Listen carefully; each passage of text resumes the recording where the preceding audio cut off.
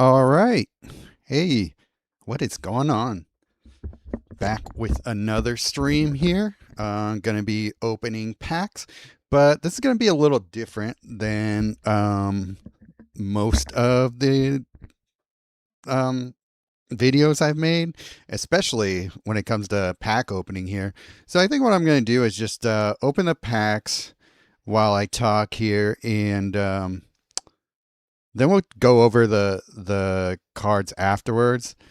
But yeah, I just want to talk about just how I'm feeling about the game in general, uh, the where I'm at with creating content for the game, and possible changes to the channel a little bit. I don't know. We'll see. I'm not. I'm just gonna kind of free flow here. I got some points to make, but we'll get there. I'm not totally sure how long that part of it's going to go, but anyway, without further ado, so yeah, I mean, this kind of came. I mean, the other content creators more or less know how I feel because I kind of talked about a lot of this stuff in private. Yesterday, I was pretty candid on Discord about how I felt about the game and creating things for it.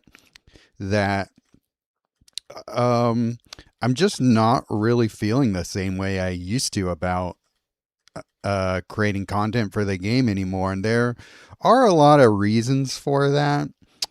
Um,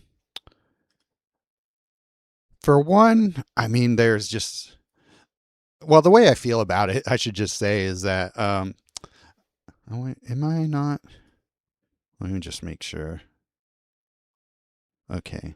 Okay, I am streaming, but it's weird like sign into chat thing on the chat feed here, but never mind. I'm trying to figure out if the chat is showing correctly. Um yeah, so the type of videos that I've been making for the past, I don't know, year or two, um more or less since Webcore started, or I mean, well, beginning before that, Octagon started sponsoring me, and Webcore took over and kept the sponsorship going. And I think there was just different expectations for what we would get out of a sponsorship with Webcore. By the way, this is just me speaking. This has nothing to do with how Gaza or Nalthazar or anyone else feels. Um, but yeah, I mean, the um, the good old days of when everything was brand new. Everybody was very hopeful about what Webcore was going to bring to the table, and so expectations were set to a certain level. I don't think they promised the world or anything, but I mean, looking back now, it's been about almost 3 years, or has it been 3 years total since they've taken over the game? And there are a lot of things that they have definitely changed for the better. Um, Certain things they keep promising and hinting at that never seem to materialize is one of the things that definitely bums me out about the direction the game is going. A lot of unfulfilled potential, basically. I know that things can be really slow going when it comes to actually developing a game and running it and all that. But I mean, there are things that we've been asking for since they've started taking over the game that we're still waiting on. Um, they have hinted at a user interface overhaul We're still waiting on that. There are a lot of little, pet things for me that I really want to see come to the game, and it's um, things like revamping. Oh, that's a nice mythic. Revamping the planeswalker selection screen. That one's huge for me because um, the reason it is for me, I should just say, is because um, the way it's set up now, you're pretty much really, if you have like more than a few planeswalkers, it gets really difficult to go through and find all the planeswalkers and things. Like if you just got a new planeswalker and it's like, you know, starts with in its alphabetical order, right? So if you grab a new planeswalker and it's like L or T, and you have a lot of planeswalkers already, then you're going to spend a lot of time just scrolling to that planeswalker. So what happens is you just end up using the most convenient and easy planeswalkers to grab. Maybe this isn't a problem for most people, but I have like over 100 planeswalkers. I think close to like 150, and you know, Webcore keeps sending them to me. I'm not necessarily asking for them. To be honest, I probably would like refuse most of the planeswalkers they give me. But the thing is, so they give you these planeswalkers, or any company that sponsors you has an expectation that you're going to showcase the product that they send you. And we're under no obligation to be favorable with our reviews of things. Um, with that being said, you don't necessarily want to just trash the free things they give you all the time. I mean, that's not beneficial to them either. But the problem is, what happens when they just keep giving you things you don't really care for? Um, then you're just like discouraged from, from your own brain. You're kind of discouraged from wanting to um, create things for them. So it gets to a point where just over and over again, the things that aren't exciting for me anymore, and yet there's still a little bit of an expectation that we do something with these things that just frankly aren't that exciting to me. And so what happens there is that I don't really feel like I am doing a good job for them necessarily, but at the same time, it's like, well, what what value am I getting also from the partnership? I mean, it's great that I get to do these kinds of videos, and they give me a bunch of cards for free. That's great. They don't seem to expect much beyond that in return.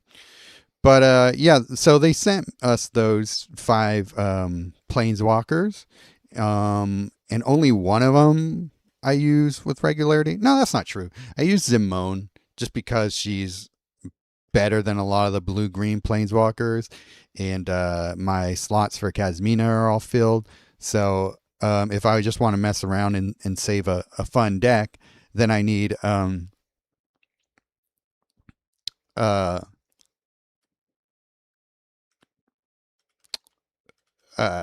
and so I save decks that I like, and so and Zimone is fine for that. Gods, hey, what's up? The truth is, on the cards we're getting them anyway.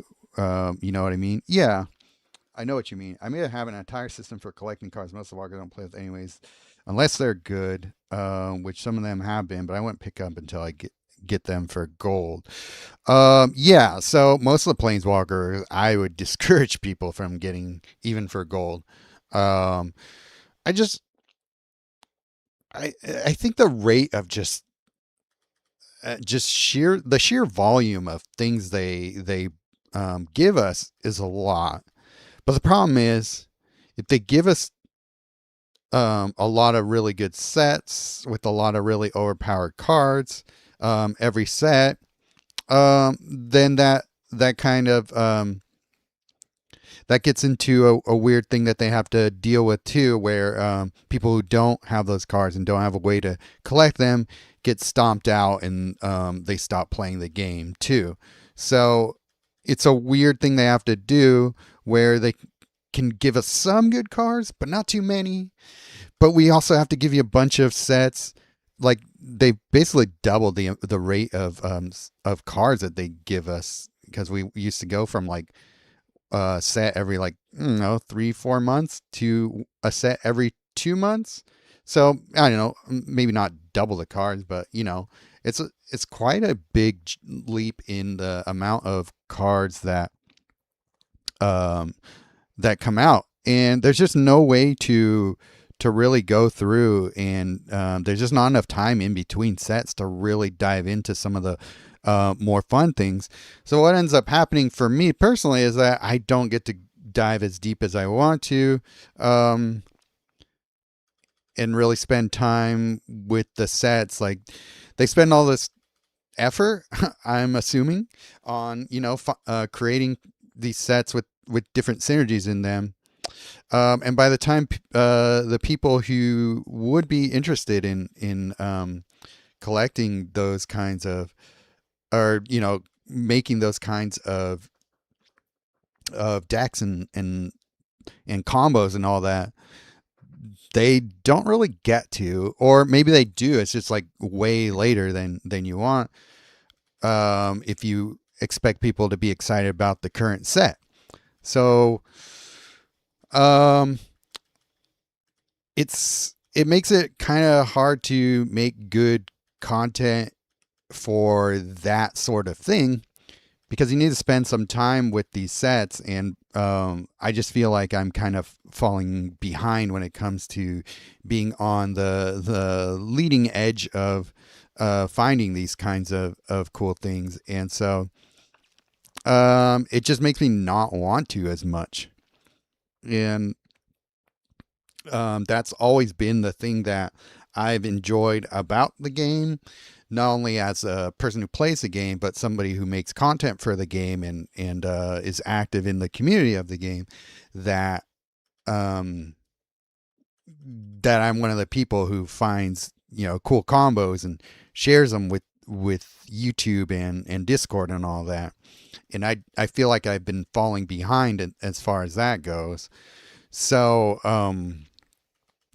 one of the reasons that's happening is because, like, I feel this kind of pull to create content for Webcore to keep that going in a way, and maybe I shouldn't feel that way, but also I feel that I'm just naturally kind of veering away from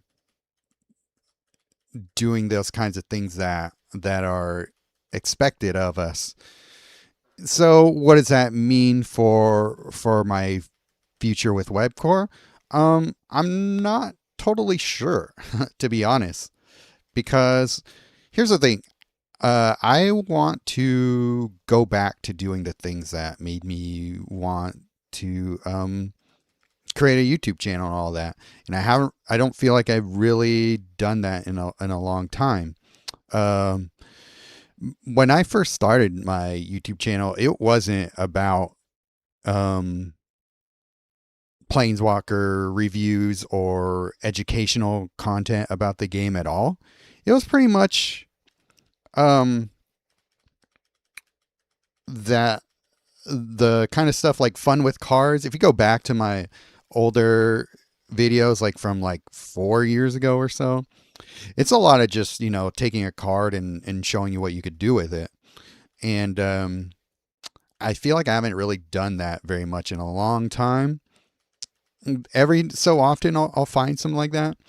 And the reason I wasn't doing that much is because I just felt like I had to do stuff about planeswalkers, and I do like to do some of those the more educational stuff like the tiering up and all that, it just takes so much more time that I just don't really have to dedicate to this game like I used to. Um, like things are going all right in my actual life, and new opportunities have come my way, so it takes away from my playing of the game or and just being immersed in the game like I used to be. So that's no one's fault. It's a good thing for my life, but probably bad for content creation. But what's Scott saying here? Professor Delian Fell is pretty good, but other than that, not much has come out lately. I do like Delian Fell, though I only use him for plague control because I really like his third ability for that. Yeah, I don't think it's any secret that they only create content for walkers that I'm enjoying or find potential for. Although I am making more of an effort now to review every walker so that people who may consider them can be fully aware before they invest. Yeah, I mean that's great for you to do that, and it is necessary, and that's probably what they. Oops. Oh well, that's probably what they want you to do. I just have no interest in that anymore. Unfortunately, so I don't know if that means that Webcore is gonna see this as like, oh, a nice little missing, is gonna see this as like not a beneficial partnership on their end so much anymore. I don't know. I'll have to see what they think about it when they watch this video, assuming they do. But oh, another mythic. But yeah, that's the thing. Like,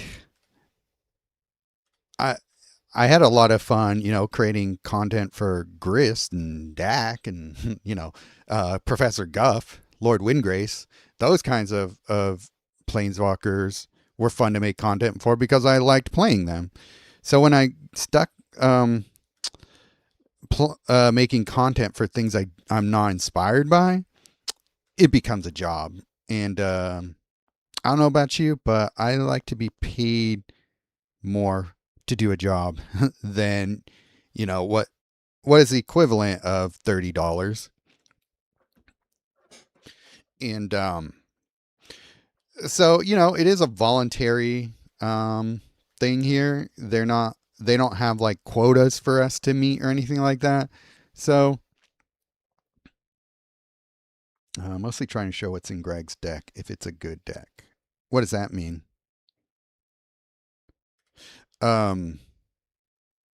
Just like that, your pull rate is better than mine. Might be. You did all right.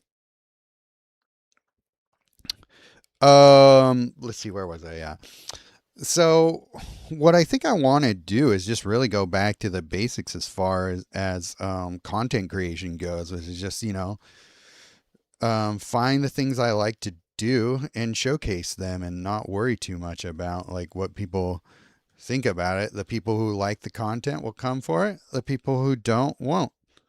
So pro my bull sucked ass. Okay, I might already. Wow, when I'm not talking about the cards, you actually can get through these packs fast. Let's see, where are we at again? Am I already pulling for the pulling PPs? Wow. Okay. So yeah, people have people one of the things I said, I mean, and it's kind of my fault for putting expectations, but when I was on Discord yesterday, Krulax, sup, if he's around, he asked me like, oh, it's like, when's that BroCon video that you planned on doing? When's that coming out? I'm like, oh shit. I I don't want to make that video. I will showcase a deck that I really like from him. So maybe I'll just do that. But I don't really feel like doing deep dives into planeswalkers right now. Maybe I'll just do that here at the end of this video. Showcase the deck I really like. I actually haven't even played that deck in a couple weeks. I made it, forgot about it, and just moved on. So I don't know. My attention as far as this game goes is it's kind of low right now. So that makes it a little more difficult to even find myself. Oh wait, how did I open that? Time spot. There we go.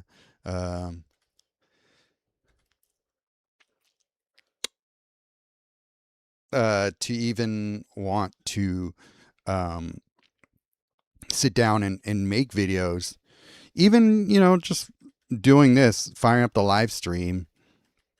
By the time I get to playing this game, it's kind of lasting on my mind to put like extra effort into it just to play it.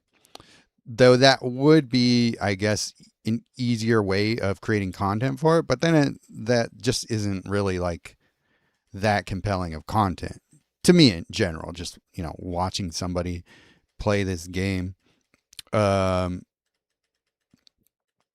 the community just isn't big enough. Oh, getting a lot of mythics here. The community just isn't big enough to support like content creation for monetization purposes. I'm gonna be honest. I've been monetized on this channel for, I don't know. I would say, would it be over a year? It's got to be. And I've yet to make any actual. I've yet to have any actual money make it um to my wallet here.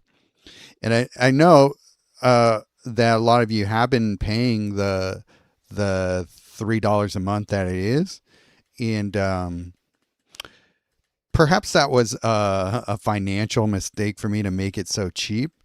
But at the same time, I just can't justify asking for more money from people when it comes to paying for what I do here. This game is so small and so niche. The actual earning potential, like the amount of people who would be interested in the content on my members only channel, is so small that I've probably mostly maxed out in terms of the amount of people who would be interested in supporting me in that way. Maybe I'm wrong. Maybe I'm just bad at marketing and my channel that way. But I mean, if you really think about it, this game has what, like 3,000 total uh players like regularly, and out of those, how many people are subscribed to my channel? Like a quarter of that. No, not even a quarter of that. That's like yeah, so not even a quarter of the total like player base. And then out of those, the people who are interested in the content, what is that, like 1% of your total audience is actually like your people who are going to support you financially. I mean, guys, you would know way more about this stuff than I do. Um, so, I mean, what does that actually come out to?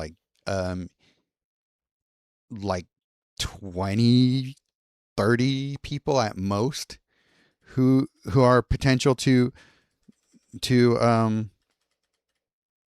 subscribe to my members only channel.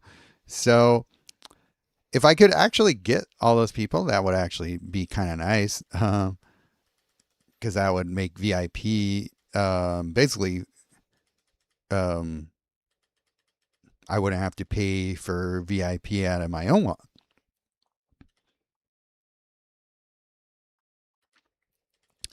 So the money making potential is really small for this game, and just the where it is in like the whole sphere of trading card digital trading card games. Um, this game is dwarfed um, by games in its own genre, like, or not genre, but its own IP. So, what are the chances of it suddenly blowing up and becoming a great like a big community. Well, with the way that the jankiness of this game is really holding it back from being a game that you can really even recommend to people, let alone have people really support it. Um, oh, if members only do it, make all the moms and grandmas happy.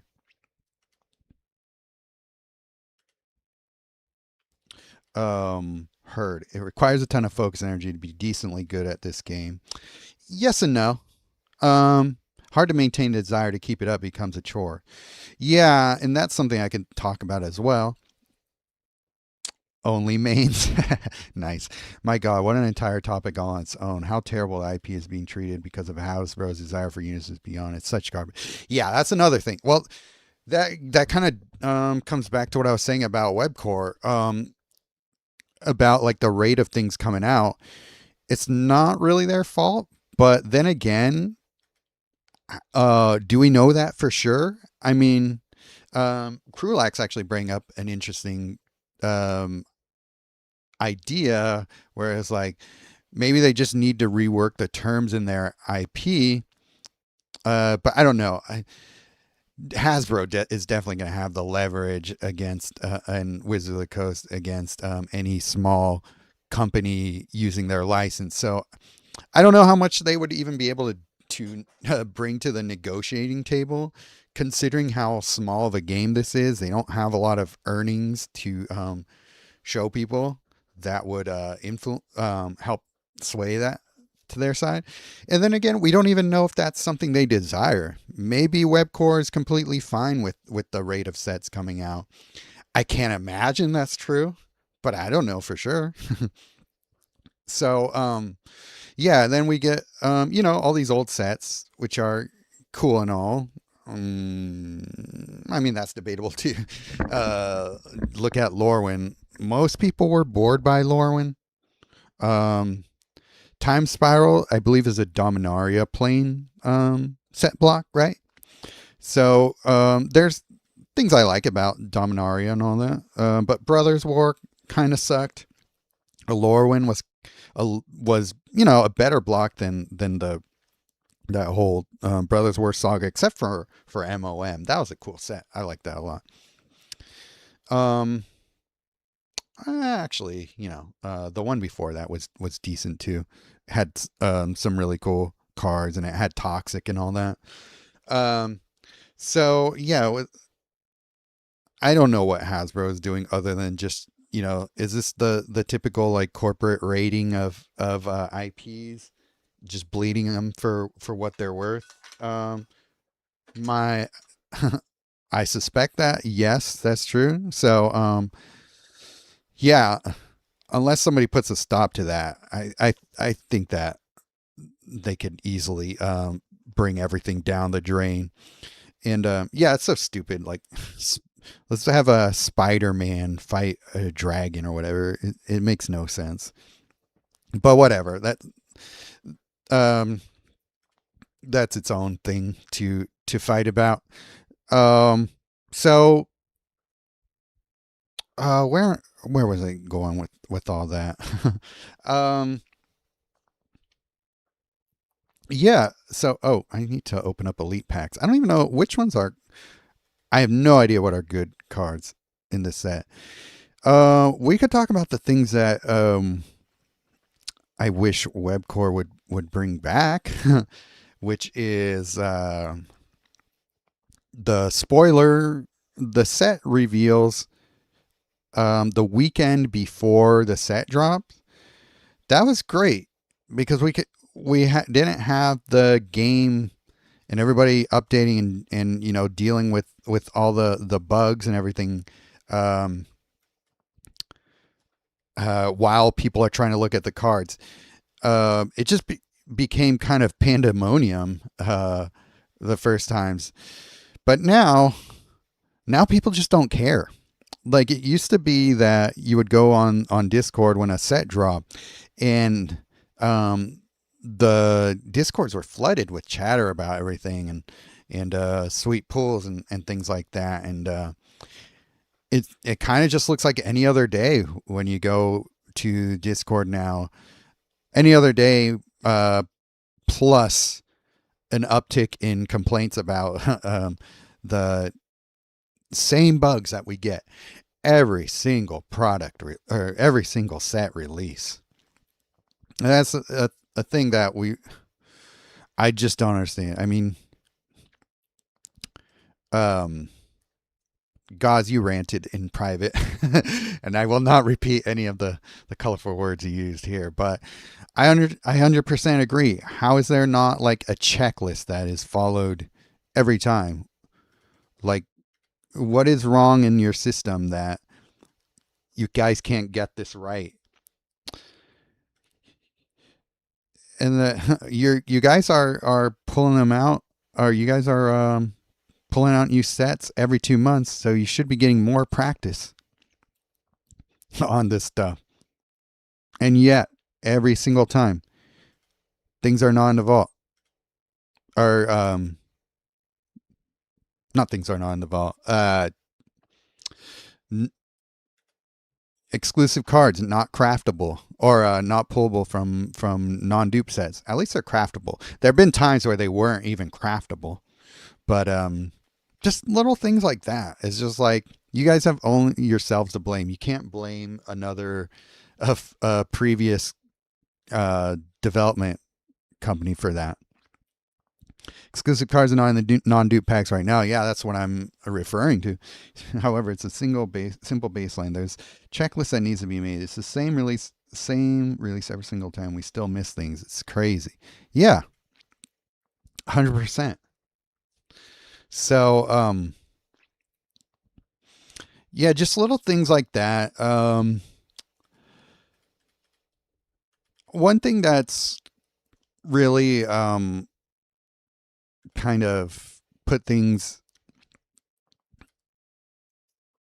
put a little damper on things for me, and this is completely like my own issue. This doesn't really affect anybody else because it's basically between me as a content creator and Webcore. Is so there are kind of a little bit of benefits to being a content creator. One of them is that we have a private chat that Webcore mainly uses to give us info that we then can sometimes share with the community. Well, they don't necessarily. We don't have any exclusivity to information anymore. We hear things from the company at the same time that the rest of you do, pretty much. That wasn't always the case, and we were usually pretty good about being hush hush about it. But there are times where I opened my fat mouth and got into slight trouble. But that's neither here nor there. But so that whole thing is goes into communication. The lack of communication that we get as a community is kind of crazy. And I understand that, there's not a lot of people to do that, but it seems like it's gotten worse over time, not any better. Like I just feel that things aren't being looked at in the community as much anymore.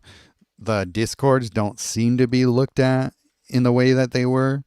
Let's go start looking at the cards, I suppose. And so, one of the things that we kind of had, it wasn't official, but there are ways that we could bring bugs to them directly. And they would usually be looked at, and they were taken care of a lot quicker when we were able to bring them to their attention, and it just doesn't seem like they're doing that so much anymore. There are bugs that I find, the same bugs that I find every time I bring them to their attention, but they fall on deaf ears. And it's really what I feel is going on just in general. Things just falling on deaf ears. a lot of the times in a way that they weren't. Um, I tried to help the best ways I could, accepted being an outcast to a degree, but I'm not entirely sure what you're referring to there. Taking over, and we're not seeing any bigger push towards attracting new players whatsoever. We're just getting smaller. Yeah. So, so it's like a dwindling audience, a team that seems to not care as much as they used to, um, bugs that keep recurring that don't get fixed, um, the rate of mediocre cards and planeswalkers coming into the game, um, just all of that together just make for um, a less inspired main loop here. So I just decided that I need to take it upon myself to find the things I or, rediscover the things I like about the game again. And so this long spiel is just really to tell you guys about how I'm feeling about things right now, where I feel like I might be going in terms of content creation, and yeah, I mean, if that doesn't work for me, then, or if it doesn't bring back how I want to feel about the game, then I'll probably just go back to playing the game pretty casually and doing maybe a video here and there when I really feel like it. But it would suck because I really like the community. Obviously, these days I probably spend more time in Discord than I do the actual game, and I think that there are a few other people who are like that um, as well. I think Lars isn't playing really anymore. Krulax wasn't playing for a while. It sounds like he's back into it again. There are other people who I'm seeing just kind of burnt out or just not inspired to play the game as much anymore. So that sucks because when people leave, they kind of when people leave the game, they leave the Discord and then they kind of leave your life, and it's just like, oh man, I miss that guy. Where did that guy go?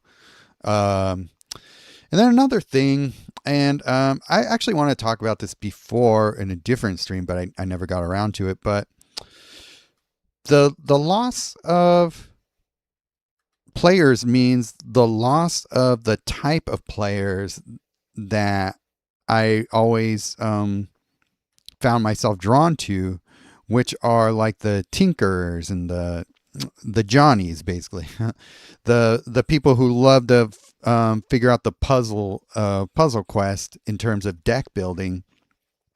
Um,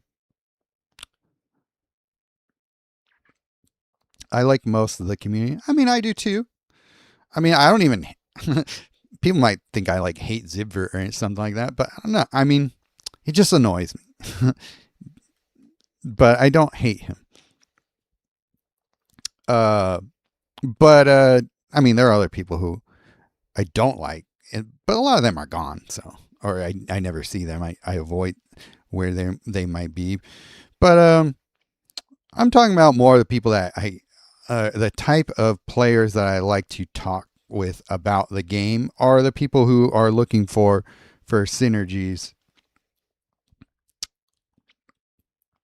And just figuring out the cool things you can do with cards in the game, like the 5 card combo type stuff, and just finding the little exploits and things like that.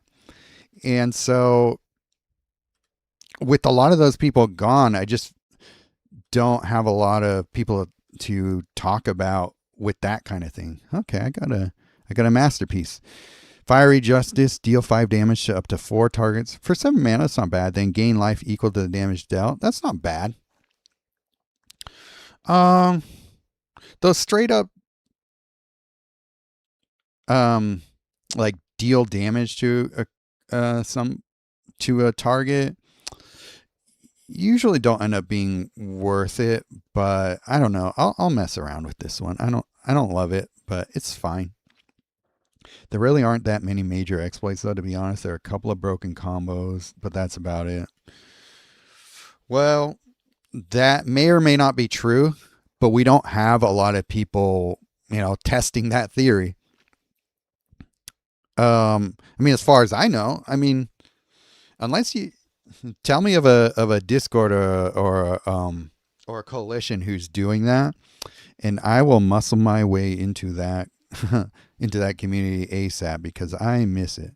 There are a couple of people that I used to play with in D3 Rejected who are hardcore, deck fiddlers, and they're all gone. So I left that um, coalition in search of people who are playing the game the way I like to play it, and SDA Judas Satoru. Um, I guess you're talking about like 2-card combos and things like that. I'm not necessarily even talking about that specifically.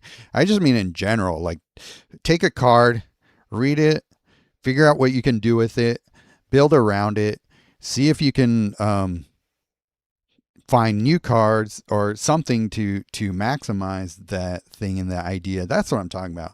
I just don't see that anymore, really. Maybe it's out there and it's just not crossing my radar. But I'm in a lot of Discords. I've been in a few pretty big coalition families, and there's just not a lot of that kind of brewing happening anymore, and it kind of sucks because that was always my favorite thing about the game. And with that not really being here, I just find myself not as interested in things. So, well, I got a lot of these things. I don't even really like that mechanic suspend. So we'll see how into it these are. Okay, let's actually start talking about these cards here. I think I've probably ranted enough for now. Okay, Bogarden Hellkite, 28 mana, 5/5 creature dragon. When this creature enters the battlefield, deal 10 damage to the opposing creature and your opponent's planeswalker. I'd rather just play Urani, but that's me. I mean, it's fine. It's like a better what's that tyrant Hellkite, something like that from Zendikar, the second Saturn. It's one of your chase cards. Is it? It's fine. I'm surprised that's a chase card for you. Karavek the Merciless. It's an exclusive. Okay.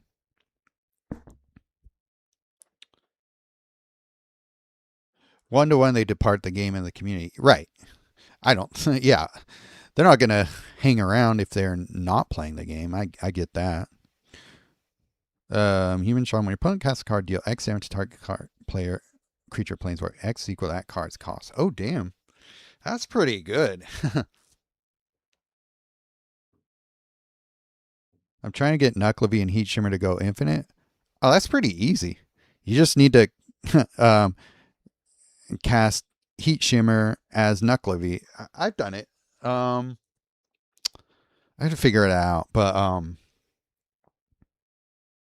you just got to get Heat Shimmer as the only spell in your grave at is that in a red creature. But yeah, I'm pretty sure. Did I not put that on stream? Maybe not. I thought I did. Anyway, this seems like a pretty good card.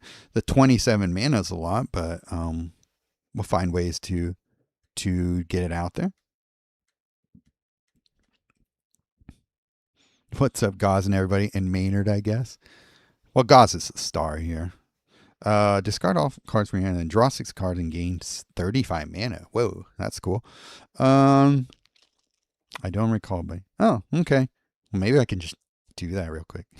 It's actually not that easy to do it consistently, but when it works, it works. I mean, it is slow because you're just basically reinforcing him for 5 mana, or for you're giving him a +5 every time you do it. So it takes a long time to go lethal. So it's not like a great combo, but it's possible.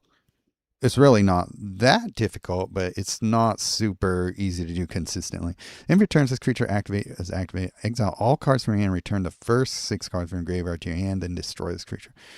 That's weird. We'll have to see. I still, there's no way this card is better than Grimoire Thief, right? He's right. Bask in my light and rejoice.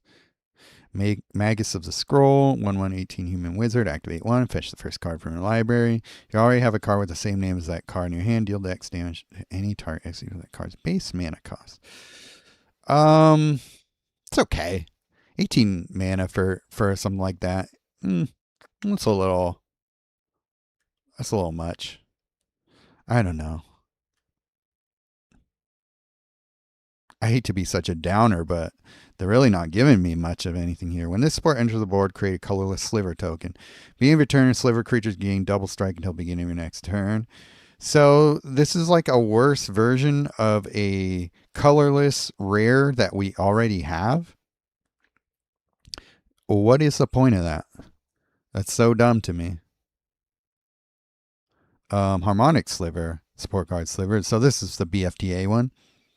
When a support enters the board, create a colorless sliver, 2 colorless sliver tokens. Okay. When a sliver card enters play under your control, destroy a random opposing artifact or enchantment support. That's all right. I probably like it more than this one. Oops.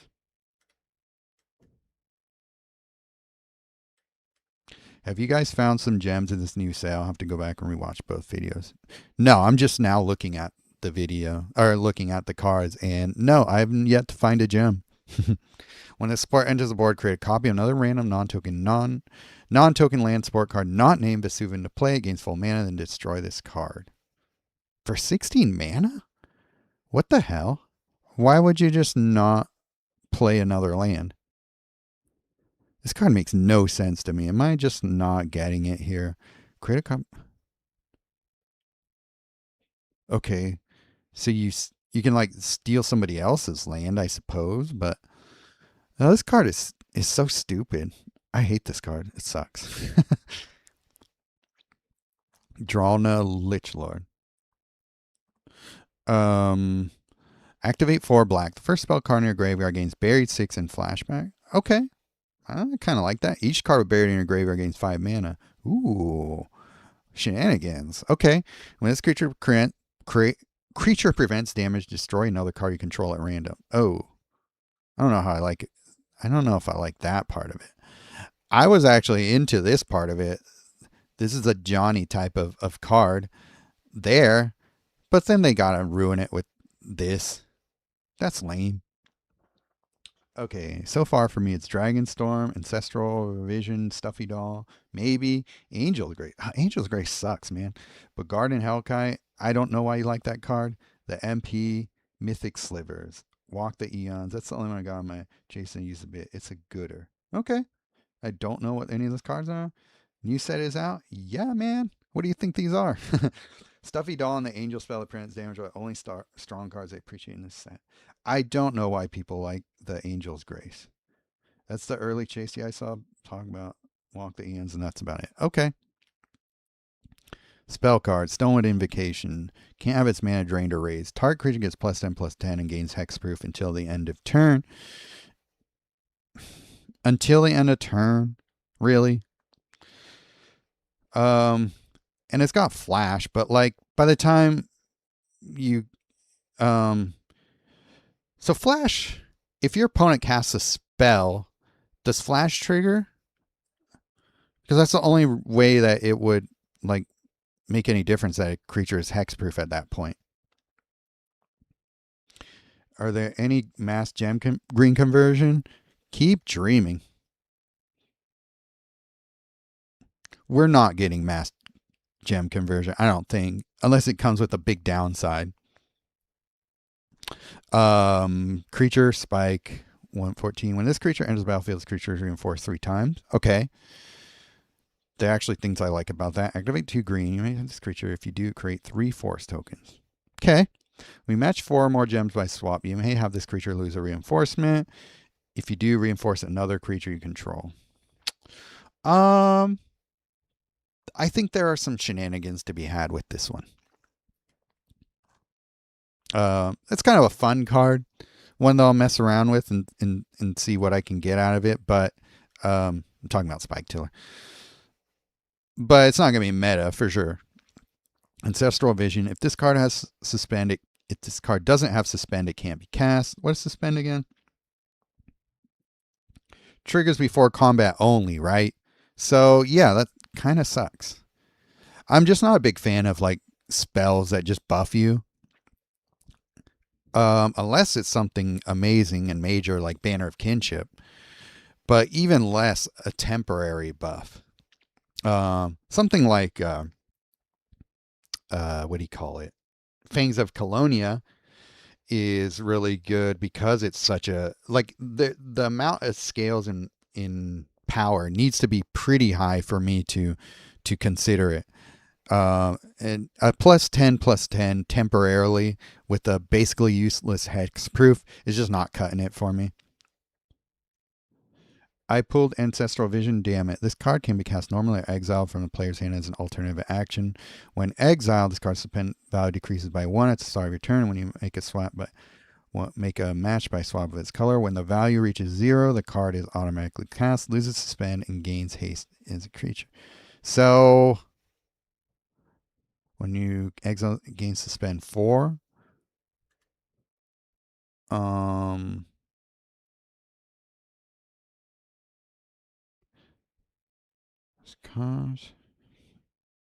So you have to wait 4 turns for it? I mean, okay. It's all right. I don't know. I feel like I have so many other cards that can get me ramped up so much quicker than waiting 4 turns.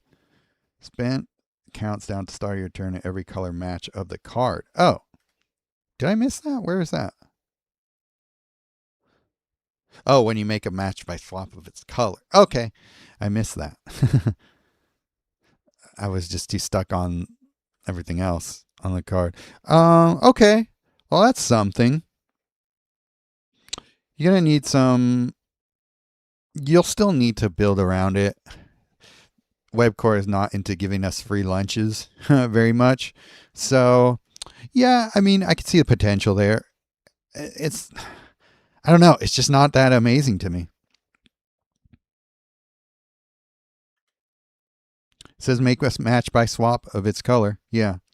So, I mean, so you'll need to put in some of those extra swap spells to get something out of it.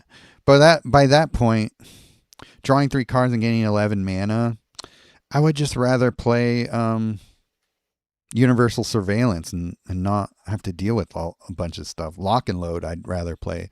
There's just so many other blue cards I'd rather play. Poodoo, yeah, not as good as I thought. Yeah, well, that's what I'm here for. Good old Debbie Downer here. If this card doesn't have suspend, this card can't be cast. When this card is exiled from your hand, gains suspend 2. Okay. Your opponent puts the first 2 artifact, creature, enchantment, or land cards in play under control. That's dangerous. Then put the. Okay, so you're basically kind of gambling there. Could be cool. It's a little bit of like a Sylvan Tutor, where you're playing a gamble, but that gamble might pay off in the long run. But the suspend part of it too is, I mean, this one might be interesting. I'll definitely have to play around with this one. I might like it. I don't know yet though. Too slow. We have loops in 2 turns in standard. Yeah, but exactly. So a lot of these cards just aren't considering the meta enough, which is, I think a big problem with Webcore. And I mean, maybe it's not just Webcore. Every company, every dev who's had this game, doesn't consider the meta enough. Just my opinion. They're to be honest, they're probably the best at that. They'll give us cards that don't pay off um for a few sets, and that's kind of the expectation. But it would be great to get some more OP cards every so often, right? That's what we want. Yeah, suspend. Suspend 5. Exile all cards from all graveyards. Destroy all creatures. Then return each non-spell card exile displayed under its owner's control. Um. How do we feel about this card? So we're bringing things back into play. So your opponent is bringing things back into play. Can be really dangerous. Um. Hmm.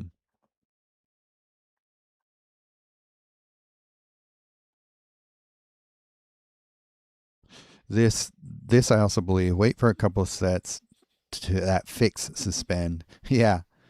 Um. Yeah. What would they have to do to make suspend better? That's an interesting question. Sound off in the comments if you know. Actually, hit the like button if you guys have not done that. That's a thing I need to say more. That's a YouTube thing. Exile their graveyard before you cast that. I'm thinking that you play like a mass removal spell against your opponent first, and then play this card. I think that's probably the best way to do it. This card does suspend. Okay, here's another suspend thing. When you exile from this card gains suspend 2. Mana field gains 6 mana. That's such a weak card. You'd rather just play a Mox or something. I know everybody doesn't have Moxes, but there's so much better cards than this. I'd play Cryptex over this stupid card. This card is not good. Restore balance. Okay, suspend 6. When you cast this card, if your opponent controls more creatures than you, destroy all opposing creatures. Okay, your opponent controls more supports than you, destroy all opposing supports. That's pretty strong, but it's suspend 6. And if you're going to suspend, just do Requisition Raid, because like the spree is going to be easier to hit than suspend 6, I think. Synergies, as it is crap. But when they start releasing cards, removing suspend counters, everything becomes insta-cast, and all of a sudden those cards see play. But yes. Well, that's a big assumption on your part to think that they're going to give us cards that do that. Unless you know these... unless there's these old sets you guys know from paper that actually do that. So I don't know. I'm not coming from a paper background at all, so I don't know. Another card for the garbage, Lotus pile. Yeah. Why do they hate Lotus?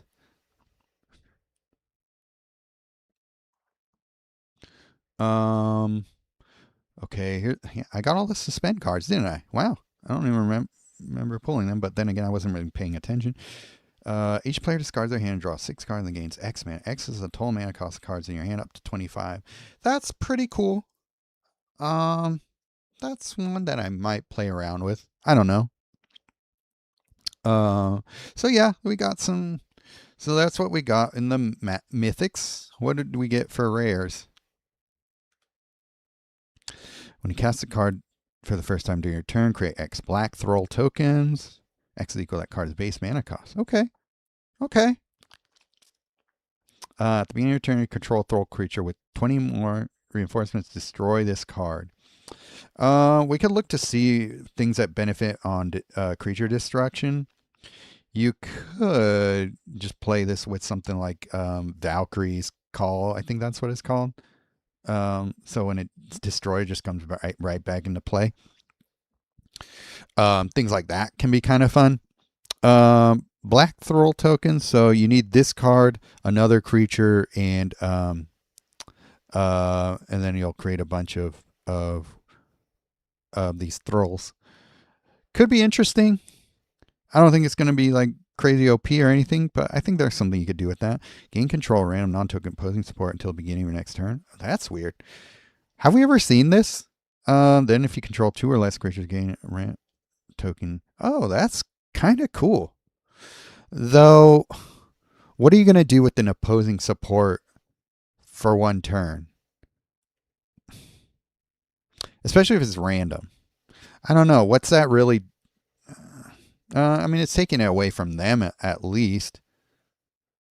It's a cool card. I kind of like that's pretty different from anything we've gotten before. Will I use it much? Probably not, just because I'm not that into these kinds of cards. But it is an interesting card and something new, so that's always cool.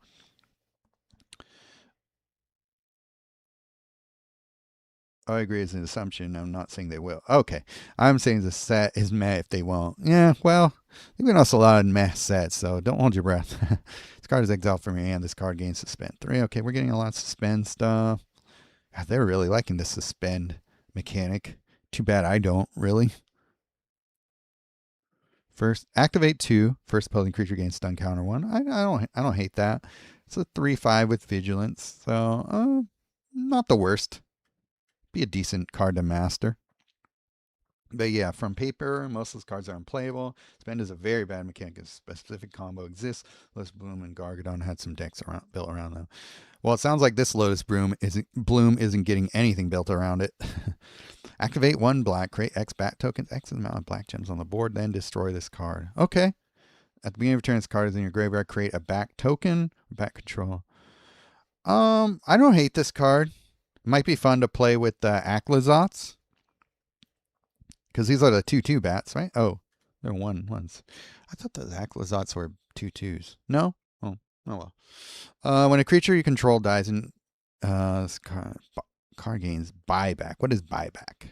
Spell resolves. Return to your hand, stay your graveyard. It loses buyback. Okay, so you get to double up on a spell. That's cool. What other cards have buyback? I like the mechanic. I don't know if I like this card yet. Control of the first. Oh, that's actually really cool. So far, this is one of my favorite cards in this set. So far that I pulled. That's cool. So, um, yeah, that is, well, I don't know, maybe it's not that good because you do need room in your hand. You can just play something like Parting Gust. Yeah, Parting Gust is still better. How did I hit number 1 in like 3 messages? Good question. I feel like Edward should be the number 1 dude right now. At the beginning of your turn, this creature gets +1/+0. Until end of turn, when this card is exiled from your hand, spend 2. Okay. So opponent casts a spell for the first time in the turn. This card's suspend value is increased by 1. Oh, well, that sucks. Well, this card is not good either way. Usually Argos, yeah. Reinforce the creature 3 times. Okay. This creature deals combat damage, create a destruction token. A construct token. Creature gains flying. Oh. Creature loses a reinforcement when construct control dies. Deal 3 damage to any target. Triscolabus. There are things I like about it. But it's probably not going to be one I play much. Chrono Savant, Creature Giant, 5/5/12 with Defender. At the beginning of your turn, this card is in your graveyard, you may return to the battlefield. Oh, do your color mana bonuses become 2 until end of turn? Oh, well, we don't like that, do we?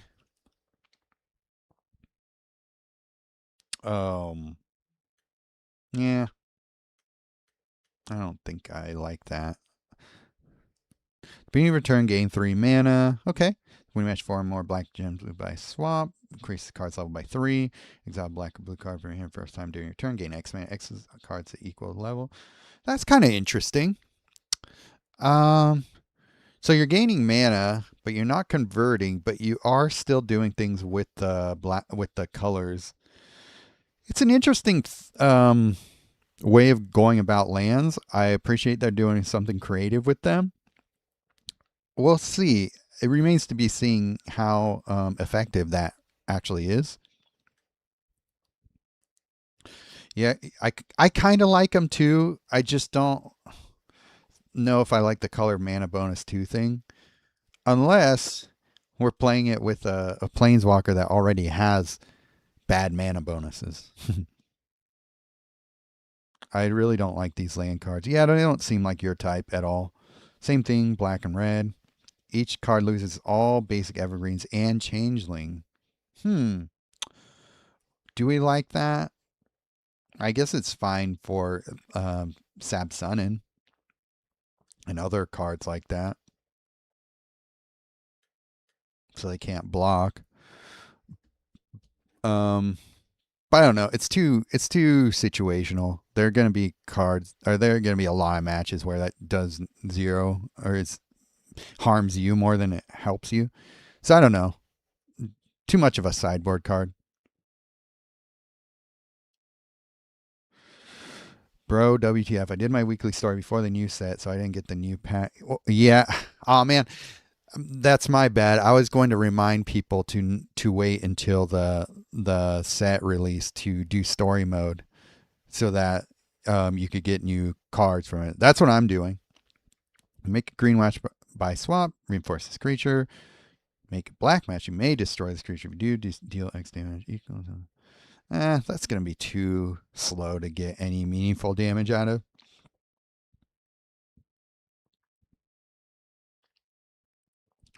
When you cast an artifact card for the first time each turn, reinforce this creature. Okay. Then fetch the first artifact card from your library with the same mana cost. I'm not sure I totally understand that. The same artifact card from your library. So you cast the artifact card, he gets reinforced, and you get a copy of that or not a copy, but the next one from your library into your hand. That has some shenanigans potential. I'm number one again. Screw you guys. Hey, the more you chat, the more YouTube likes it. So you guys fight out about the number one. You guys fight for the crown all you want. It's the House of the Dragon in here. Everyone's fighting for the crown. Activate 2 red. Destroy an opposing blue card at random. Okay.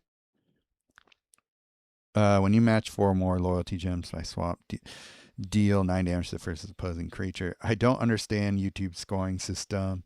I don't understand that either. I don't understand hyping videos, but that's something I do sometimes for the hell of it.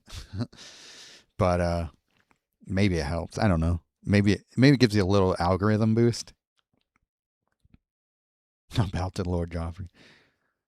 Mishra plus Banner Kinship. There you go. There's shenanigans. Match 5 red gems by swap. Deal 12 damage to each creature in your opponent's planeswalker. Mishra makes me want to bring back. Oh, wait. No, that's not. Never mind. Ether Flame Wall. This creature can't attack. I have to look to see which artifacts have good ETBs. Banner Kinship, obviously a good one, but what else? Creature can attack. All opposing creatures lose shadow with shadow. Can only be blocked by other creatures with shadow. Interesting. Attack has shadow. The first opposing creature with shadow must block it. Kind of a weird mechanic. I don't know how good that is. Activate 3 red. This creature is +2/+1. It's a wall. Yeah, I don't know. Is shadow going to be something we worry about? My guess is no. So I don't see that creature being that useful. I miss Vanguards too. I have no idea if and when we're getting them. Mishra is good actually, especially with Moxen. Yeah, I agree. Deal X damage to your opponent's planeswalker. X is equal to 1 plus this card's storm value multiplied by the number of cards in your opponent's hand. What does that mess mean? At the beginning of turn, this card's storm value becomes equal to the number of spells cast by both players during the previous turn. That could be all right. Ignite Memories. 20 mana. I don't know. That might be a decent Jaya card. We'll see. I don't know. 20 might be more than it's worth. I seriously don't think we'll get Vanguards again for the set for anything from the Time Spiral because they didn't exist in paper. Yeah, that's the thing. But we didn't get any for Secrets of Strixhaven either, which sucks. But I think it's just because they have to pump out a set every 2 months. They have to do that. I'm sure they're already working on the next set as soon as this one came out because that's just the pace they have to go. So yeah, we're probably not seeing Vanguards for a while. Well, if you guys want to see Vanguards, you should have put that in that survey. Did you guys do the survey about what you wanted to see in that special set that they're planning? Destroy target creature controls loses X life. X equals that creature's power plus its toughness. But you can still just cast this either way. 19 mana is a lot for that. Well, you've done it before. Why won't they be able to do now? Extinguish from battleship, ETB, destroy random opposing guard. Yeah, that's cool. Actually, not true. I said I wanted to see wild cards, rare, mistake, non-dupes. TSP was one of my requested sets. Oh, nice. How are you feeling about that? Regret, or do you like this set? Evil Eye of Urborg can't attack. Your non-eye creatures can't attack. When it becomes blocked, destroy the opposing blocking creature. Okay, so I mean it's probably gonna die because it's only 3 and it's got Berserker. I don't know. 17 mana is a lot. It's kind of an interesting idea, but 17 mana for something that's gonna die really quickly, nobody's really gonna want that. I mean these are all uncommon, so let's just find which ones are good. When this creature attacks, the first opposing creature gains stun counter 1. That's good. Flanking, when this creature attacks the first opposing creature with defender, reach, or vigilance, gets -1/-1 unless it also has flanking. Pretty weak mechanic. I'm excited to try and make slivers a thing. The slivers I've seen so far, I have not been impressed with. Attack with third creatures. Creature's base power and toughness become 5/4. Then each opposing creature gains can attack until the next turn. That can trigger only once. I was like, whoa, that's a really cool uncommon. And then they hit us with the only once. That sucks. When this creature enters the battlefield, convert 6 gems to red. Okay. That's a good silver dual card. You're a sliver hater. Acknowledge the superiority of slivers. I will demonstrate it at some point. Okay. Destroy opposing X land cards at random. X is okay. Pretty good for an uncommon. You do, you have one little hoop to jump through, but that's not terrible. It does suck if they're not playing lands though, so there's that. So maybe you do want to play something else. Card is exiled from your hand. The card gains to spend 3. Whatever.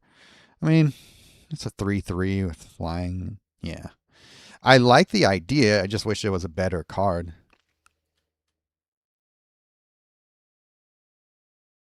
Unless we get a Reaper, Planeswalker, Sliver, Planeswalker, and Reaper style. I don't think they matter.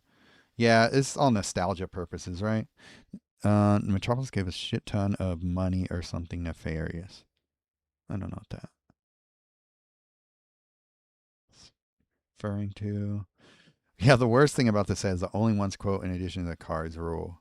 So if you blink the card, is that what it's called when you exile and then return to the thing? What's that? What's that actually called? Is not blink? Either way, but does that reset it? Or is it like that one card where it's like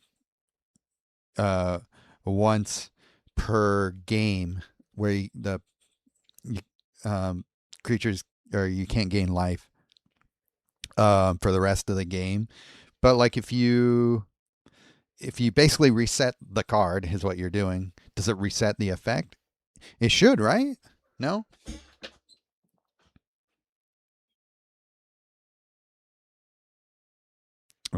Create a colorless sliver token. So it's the 1/1 sliver.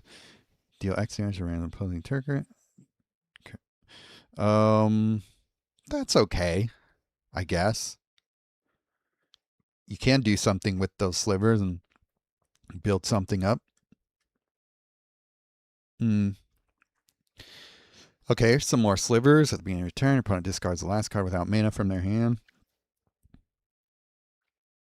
Okay, that's actually not bad. You pair this with the stupid scarecrow that makes you also discard mana, and doing a little cooking in Silver Duel. When your first creature dies for the first time during your turn, return the first battlefield on your curl and destroy a sport. When the sport is destroyed, return it to your hand. For 12 mana, it's almost good. um, Actually, no, this card is good. Because the creature comes back into play when it's destroyed. For blue, this is very much like a white card in blue.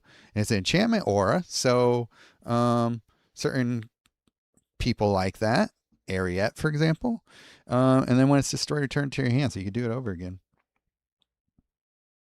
What is the stat on the colorless sliver? I'm pretty sure it's a 1-1. Yeah, 1-1.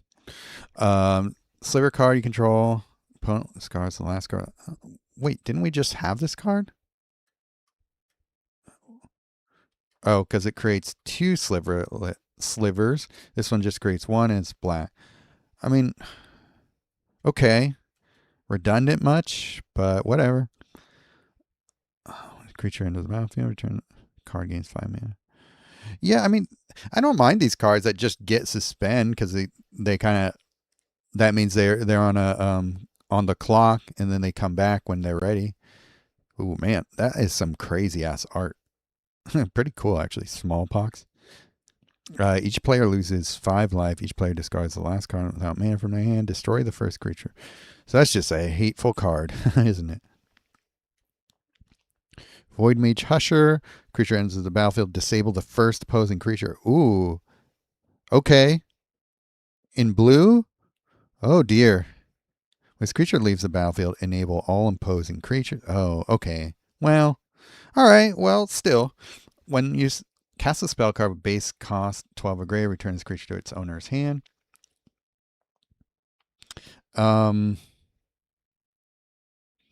There is something here. Leaving the battlefield means that, but if you play this at the right time, it could be good. Because it's a permanent disable, right? That sucks that it enables when it leaves the battlefield. That makes it less good. Definitely way less good, but I still think that card will get play. Nothing there. Meh, it's all right. She's a wizard too. Does that matter right now? I'm trying to think what that really does for you. Flash on a creature, disable on Greg's turn. Yeah, exactly. Madness. Madness is back. When you discard another card from your hand, this card gains mana. It's also immune to discard. Madness 2, destroy target non-black creature. Why do they have to put the non-black part of it? I like the card. I like that it's got madness. But why do they have to put that restriction on it?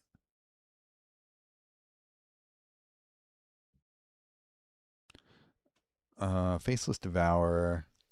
10, 2-1. What's this guy? Okay, he's one of these shadow guys. So this could get around Sab's Sun in, so that's a thing. This creature enters the battlefield, exile another creature you control. When this creature leaves the battlefield, return the first other creature from your exile. Do you have to, though? That sucks. If you have to. I mean, it's a 2-1 for 10. I mean, it's a pretty shitty card either way. Not seeing anything I like there. Destroy random, opposing non-land support card. Can't have its mana drained or raised. It's okay. First creature deals combat damage to your opponent's planeswalker. Draw a card. I like these effects, but there are slightly better cards that do a similar thing already. So I'd use those instead. Being your turn, convert a gem to black. Okay. Match 4 black gems by swap your Phyrexian creatures gain imminent death. Why would we want that? Phyrexian horror artifact trample. That's kind of cool. I like the creature. I like that ETB creates a decent size um, token. I don't like that though. We match four more black gems by saw. I don't like the imminent death, but actually decent card there for an uncommon. We got to give it up a little. Okay, if the cast is card on your turn, you. Oh, okay. I mean, not enough damage to be relevant. Oh, this is a weird centaur sliver thing. Support enters the board, create a colorless sliver token at the beginning of combat your turn. Okay. So a lot of these cards are creating slivers when they ETB, which is kind of cool. Nothing there. Probably just go through these a little quicker. If I see anything worth talking about, I will.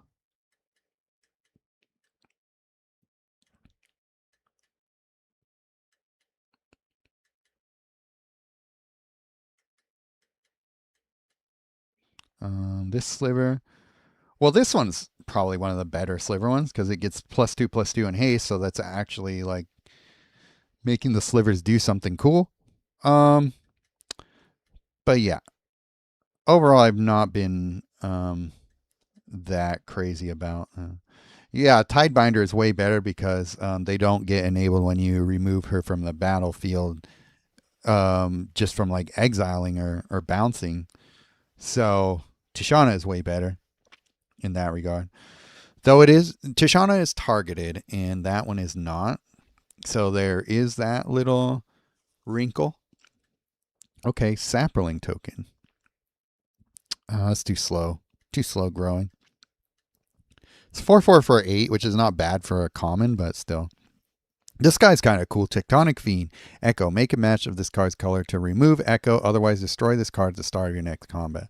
So this is actually pretty good. A 7/7 for 8 with Haste and Berserker is pretty useful in something like Silver Duel.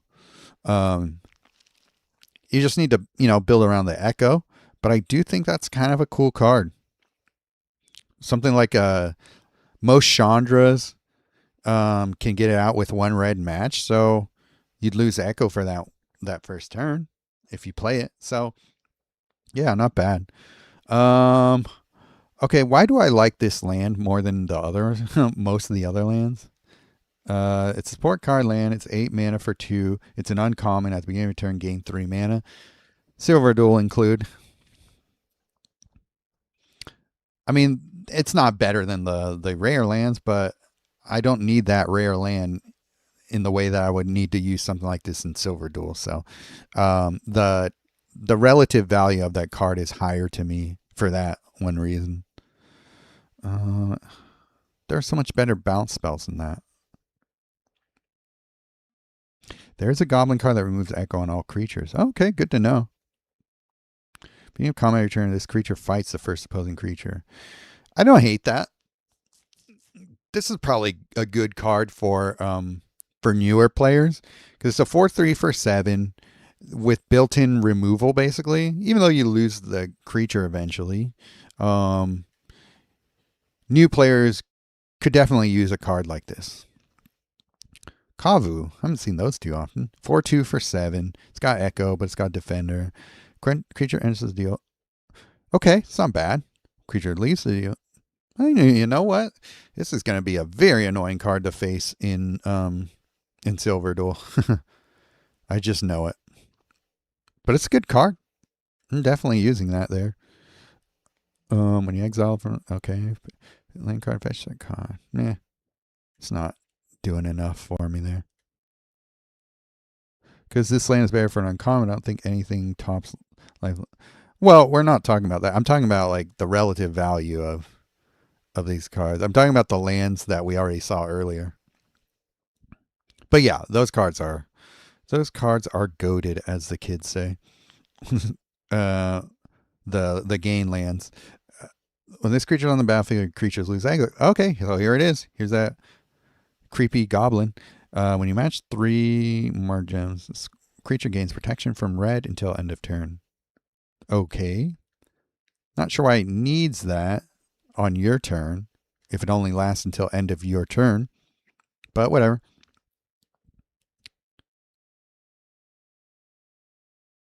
You could pair that green card with Shield of the Oversold to give it prevent damage. I have to see what that card even is that you're referring to. We'll do that later. Okay. I don't hate that. There were cards. These were popular Omni cards. Pick one of the first 4 cards from your library, fetch that card, put the others on the bottom of your library. This is actually a pretty decent fetch card because it's similar to Talent of the Telepath. Same cost. It doesn't give you mana, but fetching is a very underrated mechanic, I feel. Especially to newer players. But if you're a combo player like me, being able to fetch combo pieces as early as possible is a huge deal. And, I have better cards than this one to do that with. But at the same time, baby steps to all the noobs. Spell card or your first creature gains lifelink until end of your next turn. For 5 mana, and it's an aura, so Daxos can fetch it. Don't hate the card. Deals 5 damage to any target. 5 mana with flash. I don't hate it. In a spell slinger like Jaya type of deck where you just want to cast a bunch of cheap spells. Not the worst.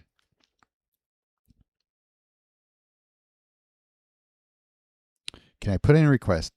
Check, dread, return, uncommon in your unowned. Okay, we'll do that. We only got 2 left to look at here that I own. Match 3 or more red gems. I saw for the first time during your turn. The creature gets +0 +1. Okay. It's a 4 for 3/2. I'd rather play the Blight dude, the Blight common. That is super cheap. New the first card from target player's exile to its owner's graveyard. For flash. That's just not doing enough for us.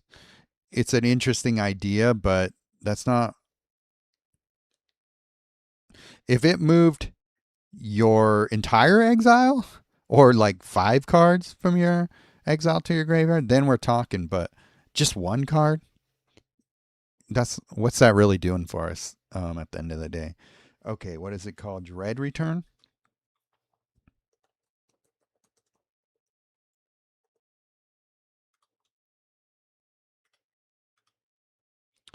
Okay, it's got flashback and buried. Kind of like that. 12 mana. Return the first creature card from your battlefield under your control. I like that. Creature control dies for the first time in turn. If cards in your graveyard, that card gains 6 mana. Ooh. That's actually a really good uncommon. That's for sure one of the best uncommons I've seen in this set, if not the best. What was that one card called? Shield of the Oversold. I don't even know. What is that from this set? Where's my caps lock on?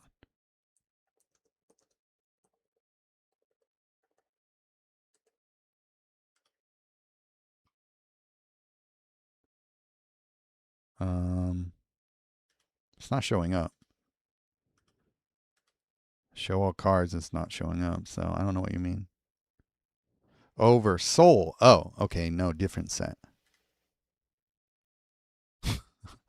Oversold.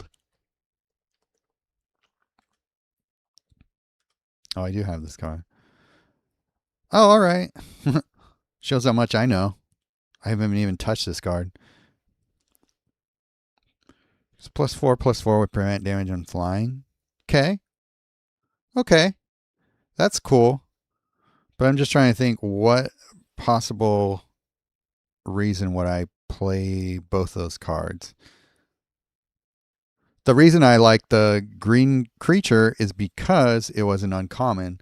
So for Silver Duel, I could see myself using a card like that there. If you need to pair it with a rare card, then it takes that out of Silver Duel, and it's all of a sudden not very effective. Or, I mean, not. I wouldn't say it's not very effective. I shouldn't be that harsh, but it's just not doing what I want it to do. So I guess we could look at some of these cards. Which ones are the ones that you guys said were the ones that were maybe more chase? There was something. I'm not seeing it in here. Cyan something, right?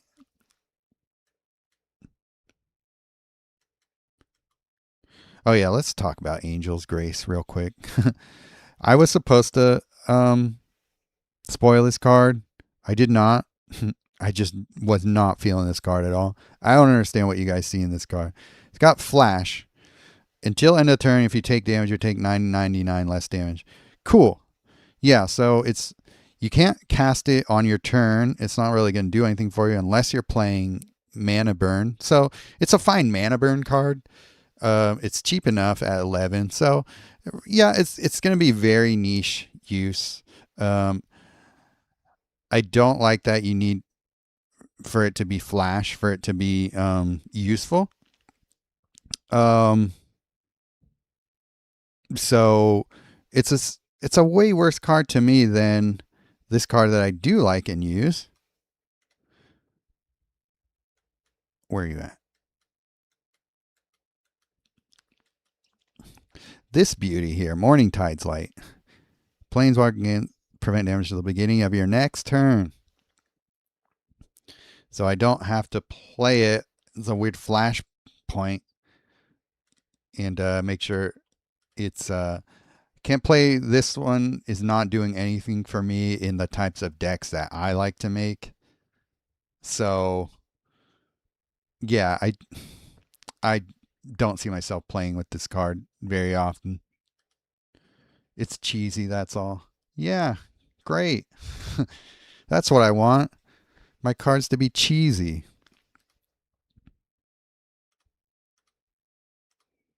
Okay, there was something. Did it start with an A? You guys in the chat, let me know which ones are the ones that you see are chase. Dragonstorm. I think that was spoiled already. 2 times as expensive, but 2 times more useful. So my stream, why not give prevent damage in total? I don't know, because I don't know. Because they want people to try and break the cap, I think. That's my guess. Stuffy Doll is my only chase. The Stuffy Doll looks pretty interesting. It's going to be very annoying. Soul Canar, begin turn. Creature. This creature is cast a black card. And you gain 3 life. It's okay. 17 mana. That's a lot. You cheat both of them, beat 11. You don't have the kind of mana if not set up. So might as well cheat the 22 one. Right.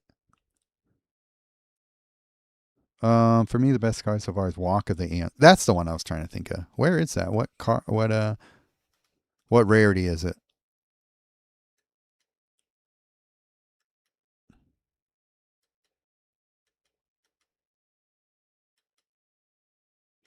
Is it a rare? Rare. Wow. I'm surprised. Well, let's see. Spell card 20. When you make a blue match 5, if this card is in your hand, doesn't have buyback, you may have this card gain buyback. Okay. You do reduce all your colored masses by 1. Gain 15 mana, gain an extra swamp. Oh, sold. Give me that. Once. Yeah. My kind of card. Smart man, that gauze. Okay, what else? The rares of the set are better than mythics. Sometimes there are sets like that. Okay, what else do we need to look at? Was there anything else you guys want me to look at here that I don't own that I should keep an eye out for? Oops. Wait, let's go back to mana bonus decreases that until end of turn or permanent. Good question. We'll go back and look at it in a little bit. Deal 8 damage to you, then 16 damage to any target. Meh. That doesn't seem like a blue card. That's not enough damage for me to care on both sides. Like, that's too much damage to take for me to do 16 damage to that. Spot on the board. Beginning of turn. Okay, that's fine. Not amazing, but not terrible. 8/4 white. Create 3 Pegasus. Creature loses enforcement. That's okay. The beginning of your turn, the first Pegasus token you control gains imminent death. Oh, weird. That's kind of lame. I don't see it in this card. Bad Moon buffs Greg stuff too. Oh, does it? This is a worse set of the card, the Giga Chad. Yeah, maybe. I don't know. Still plenty of bad to see, I'm sure. When this creature enters the lays of battle, destroy and play this more card with Grace Mana back. Ooh, okay. The destroy card's land card, gain an extra swap and convert 4 gems to red. Whoa. That's actually not bad. Avalanche Rider. It's only a 2/2 though with haste. It's got Echo. But I mean, you could use like Koth or Jaya and get him into play with 1 red match. That's pretty good. I like this guy. It's a permanent decrease if you do the buyback option. Oh, okay. If you do the buyback, got you. Create a color sliver. Slivers control lifelink. Okay. Pure 1 more enforcement reinforced sliver card. See, what I like to do with the slivers is pair them with Omo, so that all of my creatures get all these little thingies. There are other cards I've been already doing something like this with, but that's what I recommend. If you guys get Omo, try it with these things, because Omo is going to make every creature of yours a sliver. So you don't even need to use these little sliver tokens. You just play Omo and these supports, and you get the benefit for any creature you want. Hey, Kravik the Merciless is dope. I'm testing him now. He's crazy good. Okay. That's the guy, the expensive dude that deals you damage, or deals damage, right?